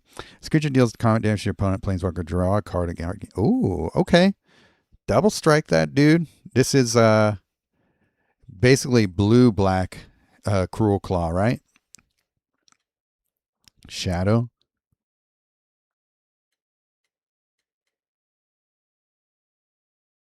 Guys who just pulled Thrumming Hive Pool. Yeah, Thrumming Hive Pool so far is better than most of these new sliver cards. I like that card a lot. Thrumming Hive Pool. Then your turn, each creature you control and each creature in your hand gains Changeling. Okay, that's a cool effect, but how relevant is it? Yeah, I mean, okay, so you get Changeling. Okay, so you could use this guy instead of Omo if you don't have Omo. So yeah, that's something. Too bad it's only black. Mono black. You'll probably want to pair it with a different color though. Probably blue. So you probably want to put this with a black blue walker, but I don't know. We'll see. There's a reason that black needs Changeling. We'll look into that. Dun. At the beginning of your turn, that's cool. It's a giant fish. Beginning of your turn, if you call a land card, it reinforces the creature. This creature gains Defender. Your turn.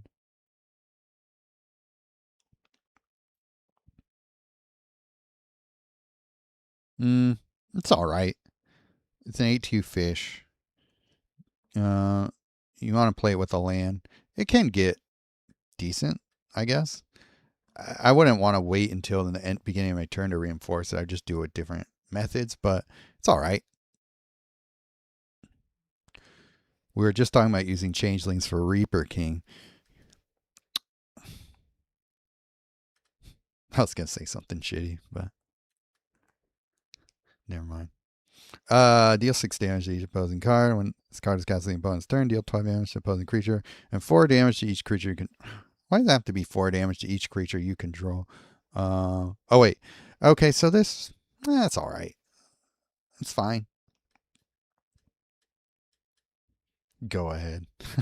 Nah, it's just gonna make me sound like a douche. Never. I feel like I've said enough.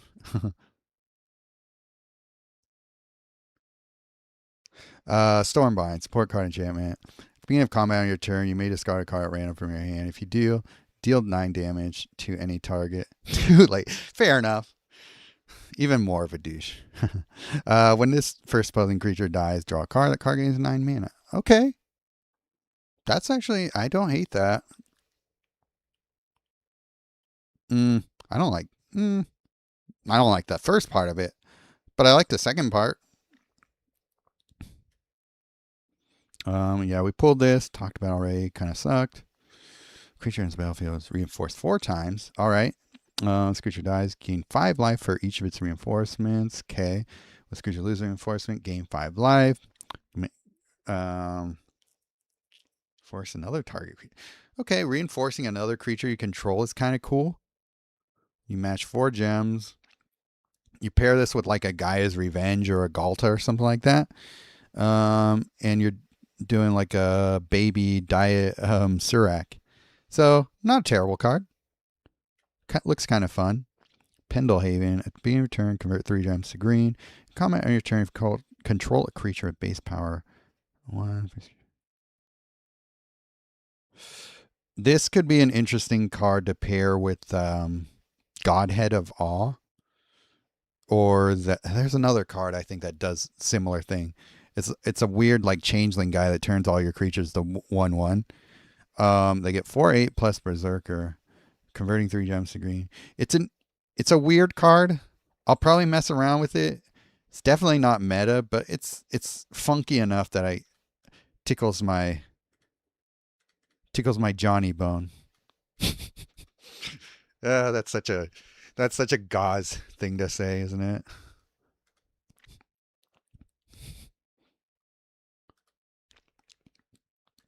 Awkward awkward innuendo accidentally. That's Gauze's that's his realm, his domain. Okay, so Sign of the Ur-Dragon. Oh, the Ur-Dragon. Activate to move the first dragon card from your library to your graveyard. Then this creature gets +X. +X is equal to that creature's power. What are we using this with? Like Progenitus or something like that? That could be kind of fun. We could cheat a Dragonhawk out from the graveyard with this guy. This is kind of cool. I kind of like this guy. Stay in your lane, but I try, but you know. Demonic Collusion. When 2 or more cards enter a graveyard for play this turn, this card in your hand, it doesn't have buyback. Okay, pick one of the first. Ooh, okay. Pick one of the first 4 cards in your library, fetch a card and gains full mana. Yeah, please. That's good. Too bad it's an exclusive, and they don't give us exclusive cards anymore, unfortunately. Oh, it's one of these guys. It's a foil sliver. Cool. Magus of the Disc. When creature in this battlefield, disable this creature on a turn. Activate 3, destroy all non-land cards. Whoa. Why would we want to play this card is the thing, though. I mean, it's kind of a weird board wipe, I guess. I don't get it. I don't really understand the design decision there. Activate 1 black. You may destroy this card. If you do, exchange life totals with your opponent's planeswalker. Oh, that's this guy. Okay, yeah, that's really cool. I want to play that guy with PvE.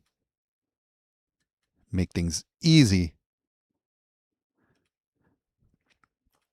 And master cards quicker. Okay, he got his own creature.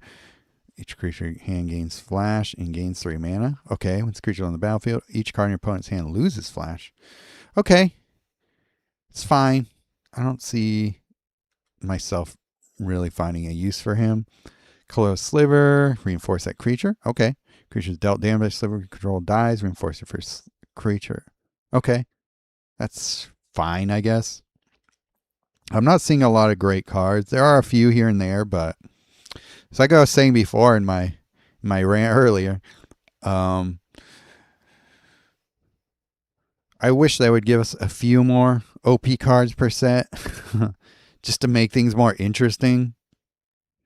I know they got to strike that balance between, the huge standard, which it's, this is one of the problems of having such a huge standard.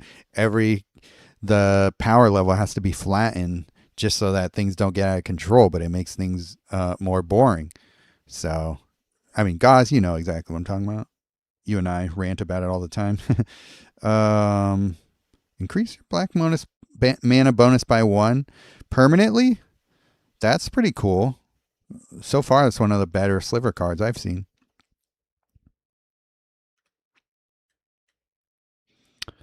Okay, there's Stuffy Doll. Core Rebel Knight. Creature deal that damage to another target creature. Okay. Creature deals combat damage. Reinforce this creature. Okay. It's all right. I think it could, as long as it stays in play, it could be really fun. But it's a 2/2 with Defender for 13 mana. So that's always going to be a problem. Stuffy Doll. When this creature is dealt damage, I'm going to hate this card. I'm not going to like playing with it, and I'm going to run into it all the time. And it's just going to be another Vindicator slash Brash Taunter slash whatever in there. And not a fan of those kinds of cards. I feel like they make the game less fun. Each card in your hand gains 2 mana. I like it. At the end of your turn, if you have 2 more cards of full mana in your hand, return the first artifact from your graveyard hand. That card gains full mana. This is good. Definitely a good land here. Each card in your hand gains 2 mana. I love that. Just make sure to put some draw in your hand so that you have a good amount of cards to start with every turn, and you're going to be doing all right with this land. Talk about this. Convert X gems to the least present color on the board. X is the number of sliver cards you control, including their reinforcements. Okay, now we're getting into more interesting things you can do with slivers. So maybe you will have your wish, Acid Rhapsody. Maybe you can do something cool with slivers. Increase the card by 1. Destroy each non-green gem on the board. This card's... Whoa. Okay. That's something interesting. I don't think I've seen that before. I kind of like this. That can be a lot of cascading and loyalty generation, all that right there. This is the second best thing to getting mass green gem conversion. Because if you're destroying a bunch of non-green gems, you're leaving a bunch of green gems on the board, which will likely create matches for you. And,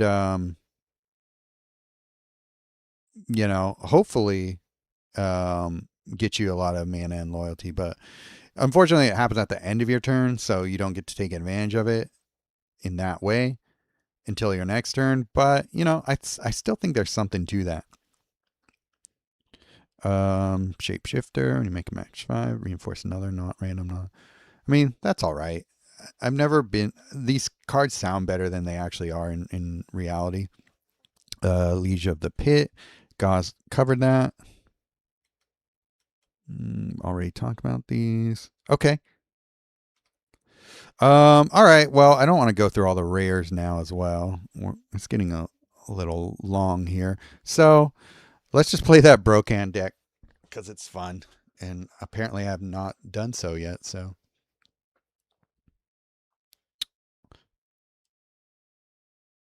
I might as well. I haven't played my quick battles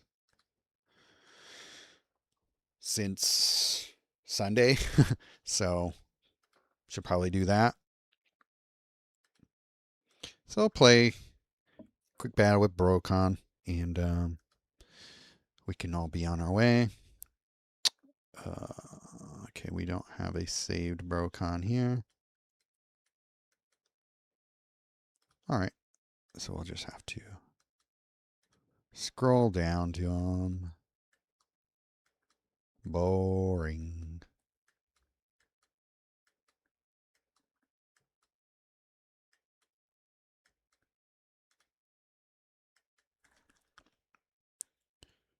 Is this the one? Yes. Oh wait, no, this is not the one. This is my story circle deck. This is the one. Ooh, Sour Mace. I know that name. This splash screen kind of sucks too.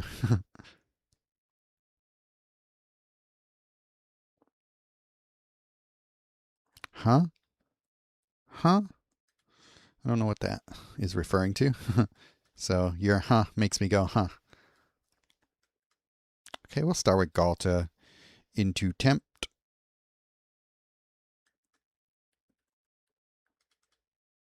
Such an art snob, you like none of it. It's true. I am an art snob though. Okay, we can we can Sylvan Tutor into a Galta, that's fine. I should probably have muted my Galta, but we might just get a Surek or oh wait, no, this isn't the Surek deck, is it? I forget. Okay, well we'll Quantum Riddler. That was not what I wanted, but okay, we lock and load. Things are moving. Okay. Universal Surveillance. We Phenomenon. Okay, let's get a different free card, an Ulamog. Okay, that's a decent start. We'll see what he does here. He might destroy stuff. Okay, he did nothing but put in lands. That is your first mistake. Should I Sylvan Tutor into this or... Not sure actually where to go there. I'll just go here. We get a 5 match anyway. Doesn't matter. Just take one of the free creature guys. And replace them with a Galta and you'll be fine. Heat Shimmer, that's what we want. See if we can get there. I don't know if we will. It's probably way too far back in terms of where he is in our hand, but I don't know, we'll see. Okay, we lock and load and refresh everything. Let's see what we get here. Get a temp. Okay, there's the Heat Shimmer. That's what we want. We got another Heat Shimmer. Have another. Yeah, sure. Tutor.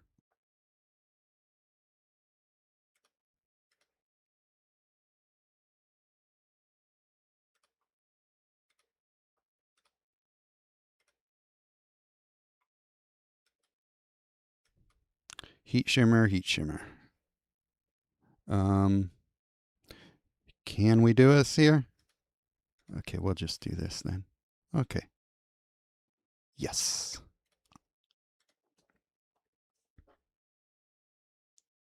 Get rid of that spam call. And bam. What turn was that? 3 or something?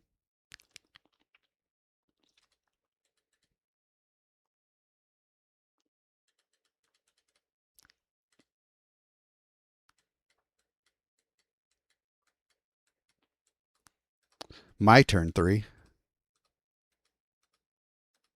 So yeah, that's kind of typical. That seems slow. I mean, it was a lot of clicking, but so much is happening with Heat Shimmer. Heat Shimmer is the best. Heat Shimmer's goated. For a card that I ignored for the longest time, that was dumb.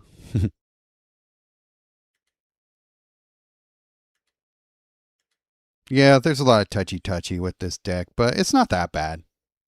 There are definitely ones that are way worse that I play in terms of having to make decisions.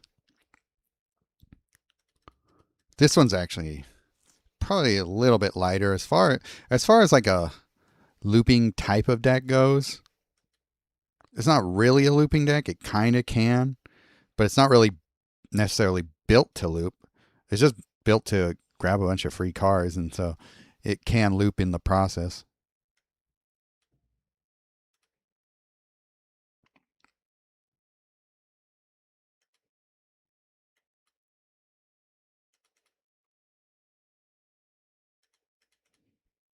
What are you? Limb Duel the Necromancer. Are you new? Yeah. Another random creature you control gains a zombie subtime. Okay, it's like a weird zombie card. All right. We'll do this. No good matches. So I guess we'll just take the one we can get.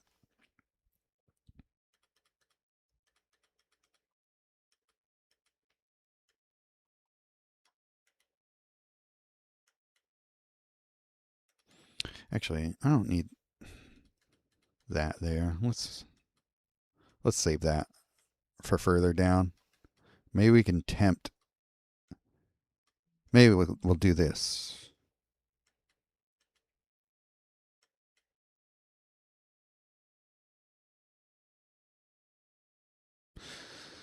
Do I do this now or do I wait for next turn? I am going to wait on it. I'm going to gamble here and hope he does not play a removal, and he did not. So, great. Fantastic. Take this Ulamog out. Increase my bonuses on green. Okay, good. It's kind of the card I want to, or the color I want to do that with. Okay, so now we got a green.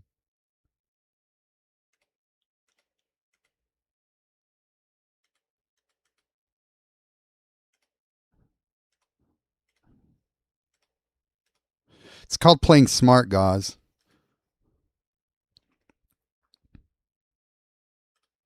We will refresh our hand. That goes bye-bye. Let's just pump up a Galta.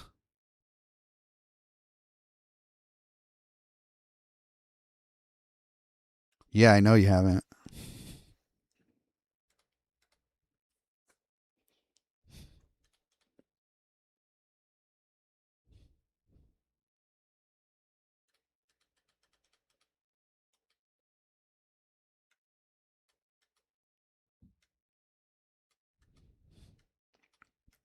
We shimmer with heat.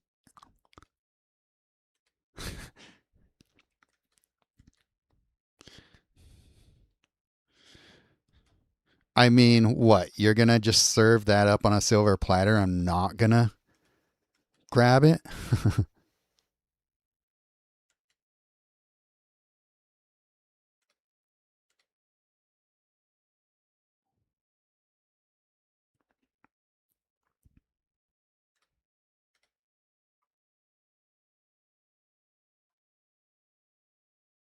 Loyal fan of your channel. That's how you treat us ride or dies. Yeah, I'm not a good person. Hate to break it to you. Psycho Mac, yeah. I've seen that name.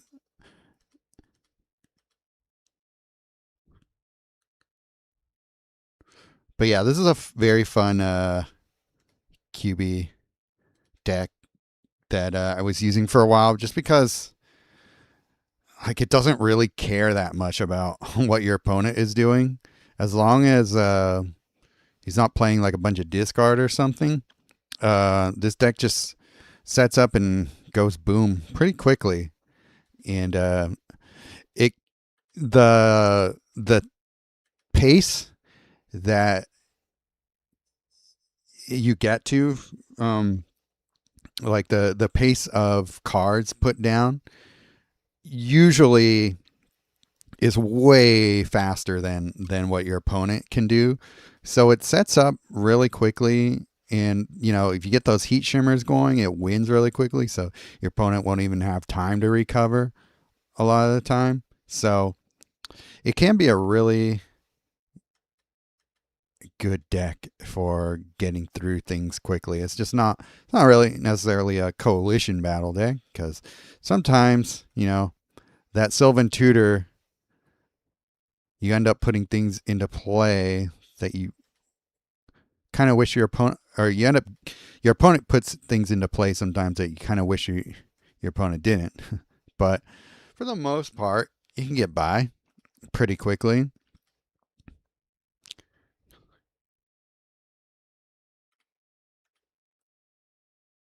Because, like, this is pretty early on, and I have so much of my stuff into play, um, hitting fast. And it's not that hard to set up a new, refresh everything if you need to. So I'll just play that, whatever.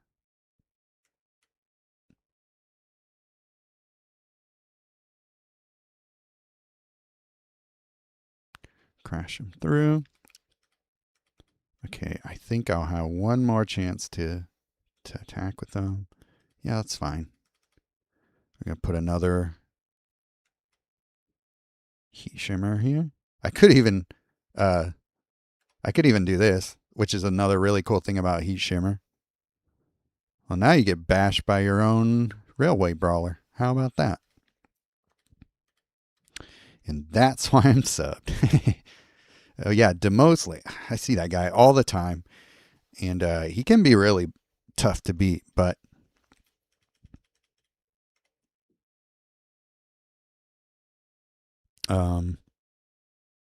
took care of him pretty easily. One more.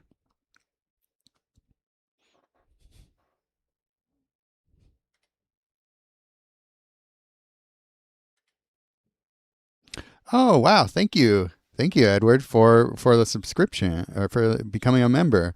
I hope you enjoy. I'm definitely gonna keep creating member only content. Don't worry about that. But like I was saying before, I'm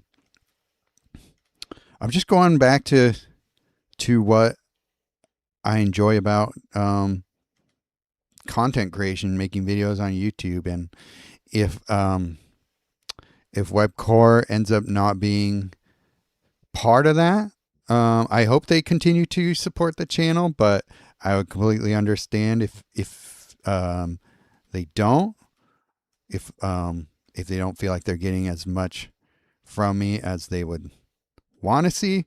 But that's just where I'm at right now. I don't want content creation to feel like a job, and it definitely can feel that way sometimes. So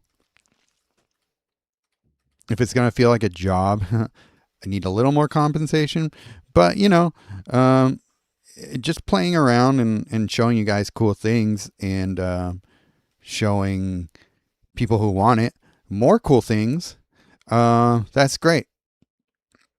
I can do that type of content creation all day long. And so that's what I'm going to try and do, as much as I can.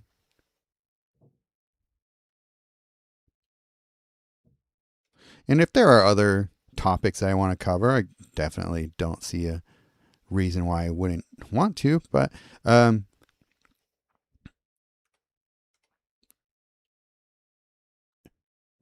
for the most part, I think I'm going to stick with the type of, deck building, fun combos, cool cards, weird things that I come across. For example, you'll learn about the secret weapon now that you are now that you're a channel member. So, yay.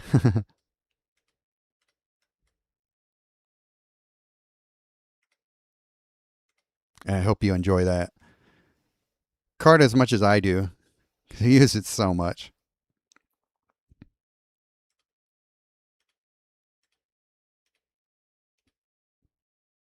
What's wrong with that? That's great content. Yeah, I mean, I hope people agree. It's just not necessarily what Webcore is asking me to do.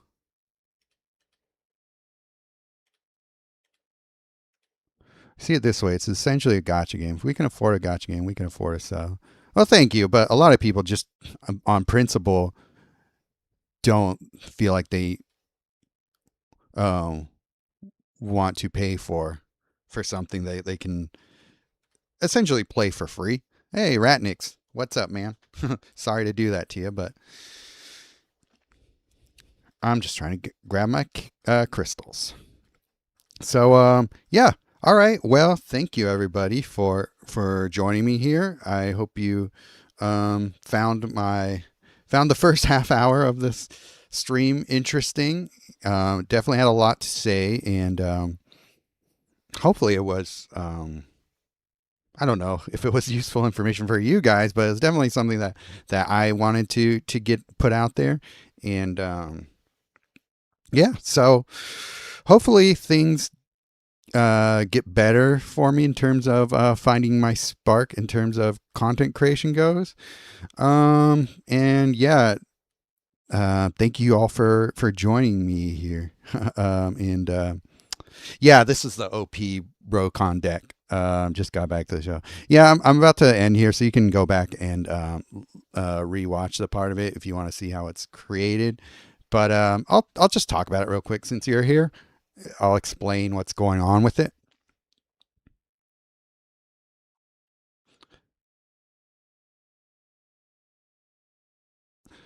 Oh, good. I'm glad. Thanks. I missed it. I'll have to watch the replay and see how bad you destroyed me. Who are you? Erodu? Are you Ratnix or?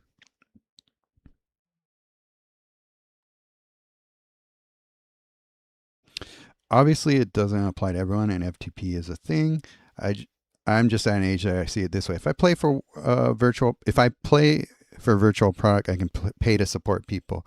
Well, thank you. I mean, like if you guys are subscribed to me or members for me and not on VIP, that I almost find that to be like a compliment, because like you find me more worth paying for than the game. That's kind of crazy, but I love it.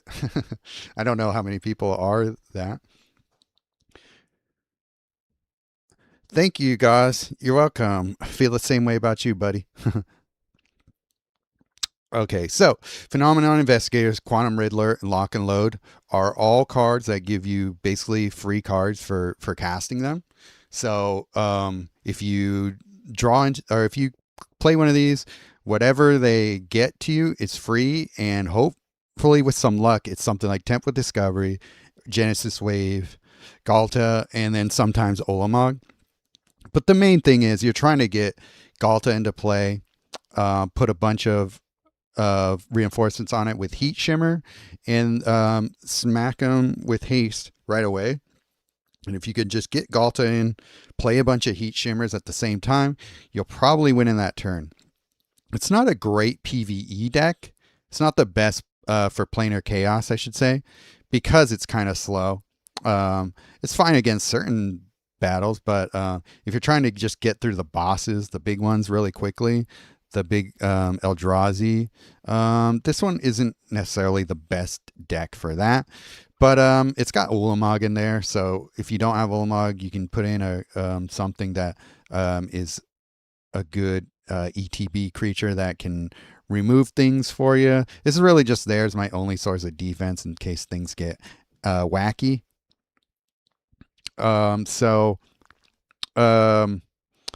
Sylvan Tutor is definitely something that's here to speed up the deck. It's obviously a risk, you saw that, but usually the risk is mitigated by the amount of cards I can get into play just by using Galta or any of the other creatures, putting all my things into play. So this actually has no supports. So if you want to use like Olamog, if you want to use like a support that removes cards instead of Olamog, you can go that route. Something like Extinguisher Battleship is fine, though I think that only casts, or that only destroys cards if a creature's in the play, right? Or am I thinking of the wrong card? But either way, like whatever you want to do here, flex slot for some removal. is not a bad idea. But yeah, you kind of need a lot of full mana cards. You can probably substitute some of these full mana cards for whatever you can uh, have in your, or whatever you have in your library if you don't have all these cards that just give you full mana and play. Something like Blue Emeritus, if you got that, that can take the place of one of these guys. It's not as good because he only triggers once a turn, whereas these guys trigger on every ETB. So yeah, and then Tent with Discovery obviously helped me get a lot of cards into play. Still a good card. It's not as OP as it used to be, but still a great card to use in this deck. Seems I'm late. Oh, I saw decks for that one. Like that one. Yeah, this isn't like, I'm not breaking a bunch of new ground here, but I found that this to be one of the best versions of this deck archetype that I've created so far. It reminds me a little bit of like old school GTA, pre-nerf mystical teachings. It was easier to make decks like this. So yeah, you can cobble together this. I mean, compared to like a legacy deck, this feels cobbled together. But for standard QB hero deck, this is about the best I can do when it comes to just aggro. So yeah, hope you guys like it. Showcase, yeah, I already showcased it. If you want to go back in the stream that I'm about to end here, feel free. But yeah, that'll be it for me. Again, I kind of dumped on Webcore a lot this thing, but I really do appreciate them still continuing to support me here. None of it was said with like any sort of a malice in mind. It's more just like a venting of things that have just disappointed me over time. But I still appreciate what they do, and if you guys are supporting them, continue to do so, because even if they're like, there's a lot of things, even though they have a lot of shortcomings, the people that I've worked with them are really cool and good people. So yeah, thank you, Doran. Click, share, like, subscribe on your way out. Smash that like button, bro. And yeah, I'll see you in the next one.